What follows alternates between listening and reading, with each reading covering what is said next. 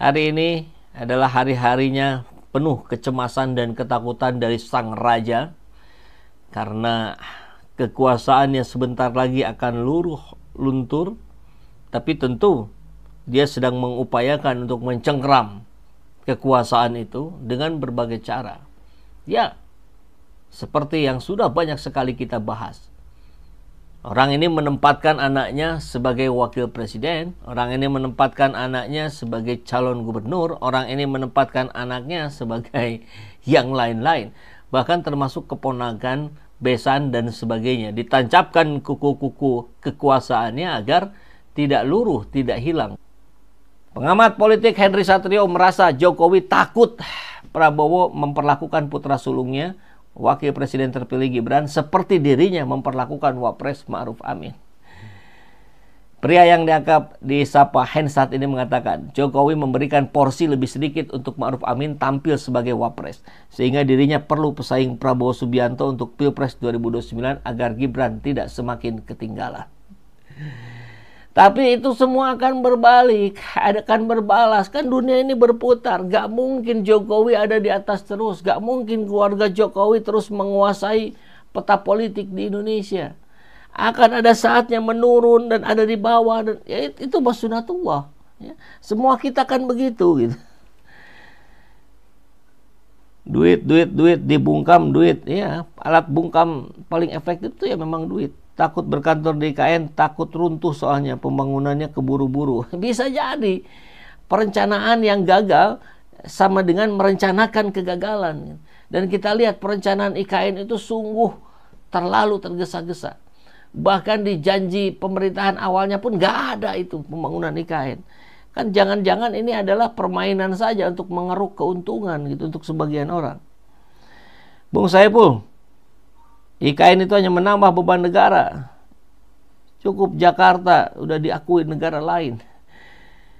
Ya kan kemarin kita berharap begitu. Kalau Anies yang terpilih, IKN batal kan. Tapi buktinya IKN sudah 75% bos. Itu hitungannya dari mana itu? 75% ini skupnya skup apa? Apakah bicara kantor pemerintahan saja? Ataukah berserta infrastruktur yang lainnya? Sekolah? Kemudian untuk rumah-rumah penduduk dan segala macam, saya kira saya sanksi kalau disebut sudah 75% ya. Zaman saya dulu bang, kami mahasiswa rusuh bang. Ya sama lah, kayaknya kita sama juga nih. Dan kita juga bertarung menumbangkan Orde Baru tempo hari sampai hampir mau diinjak-injak sepatu polisi. Berarti 17 Agustus apakah jadi pelaksanaan di IKN? Pelaksanaan. Apa ini pelaksanaan? Pelaksanaan mungkin maksudnya. Jadi saya dengar sih itu sih tetap jadi 17 Agustus tetap hibrid. Tapi itu akan menjadi momentum bahwa kita akan melihat sejauh mana kesiapan IKN menjadi ibu kota negara. 58% kok lancar sih bang? Maksudnya apa ya? KM 50 diusut tuntas pak. Oh iya pasti, ini harus kita dorong terus. Apalagi hari ini IBHRS sudah bebas murni. Artinya sudah bisa mengomandoi kita semua gitu untuk terus menekan gitu, pemerintahan agar mau membuka kembali. Nah kabar baiknya kemarin di pernikahan putrinya IBHRS itu Pak Anies datang dan Habibur Rahman datang dari Gerindra. Nah mudah-mudahan Gerindra sadar atas dia meninggalkan kelompoknya IBHRS tempo hari ya. Pentingnya kelompok-kelompok ini untuk tidak kemudian dijauhi. Dan pentingnya menegakkan keadilan itu yang terutamanya kan itu ya. Bukan yang lain-lain. Nah, kecemasan sang raja hari ini tentang IKN yang tidak menunjukkan kejelasannya, tentang Prabowo yang akan bersikap terhadap Gibran seperti dia menyikapi Ma'ruf Amin, tentu akan menjadi kenyataan. Saya sih meyakini begitu ya. Ini akan menjadi kenyataan bahwa selama ini apa yang dilakukan oleh Jokowi buahnya akan kembali pada Jokowi. Bahwa tujuan nasional kita yang ada dalam pembukaan Undang-Undang Dasar kita sangat jelas, sangat gamblang. Tujuan nasional kita yang pertama adalah melindungi segenap bangsa Indonesia dan seluruh tumpah darah Indonesia. Yang pertama melindungi, baru memajukan kesejahteraan. Jadi ekonomi, kemakmuran, itu kedua. Pertama melindungi, baru mencerdaskan, baru pendidikan, melaksanakan ketertiban dunia. Ya. Untuk apa kita bangun gedung-gedung? Untuk apa kita bangun pelabuhan, bandara? Untuk apa kita bangun kereta api cepat? Untuk apa kita bangun jalan raya? Untuk apa kita bangun waduk? Kalau negara ini tidak utuh, tidak aman, tidak terlindungi.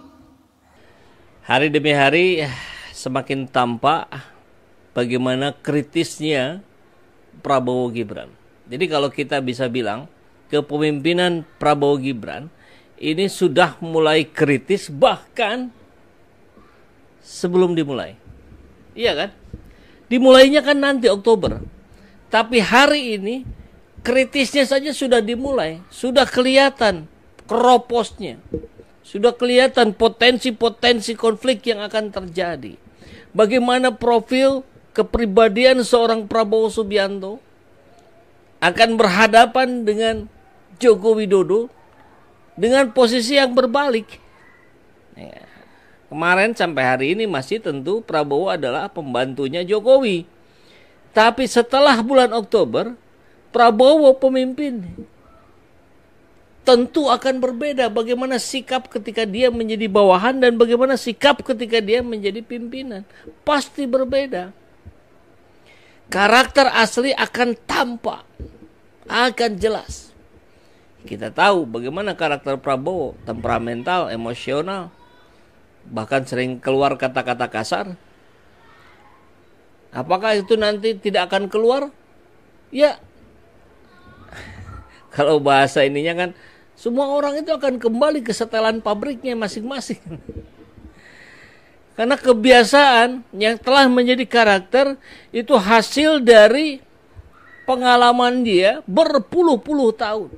Apa tidak bisa dirubah? Bisa, tapi dalam sudut pandang psikologi itu sulit sekali, sangat sulit sekali.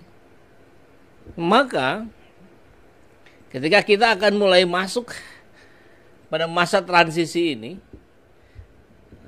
pertanyaan yang ada di benak kita, di benak rakyat yang pernah dikhianati Prabowo, apakah Prabowo akan mengulangi pengkhianatannya kepada rakyat yang telah memilihnya?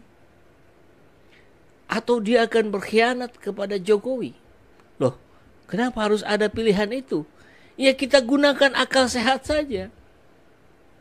Kalau Pak Prabowo kemarin bilang saya akan berantas korupsi sampai ke akar-akarnya. Gimana caranya? Membalaten korupsi, kolusi, nepotisme itu ada di lingkaran rezim hari ini. Kecuali Prabowo melepaskan diri dari segala ketergantungan, keterikatan dengan Jokowi.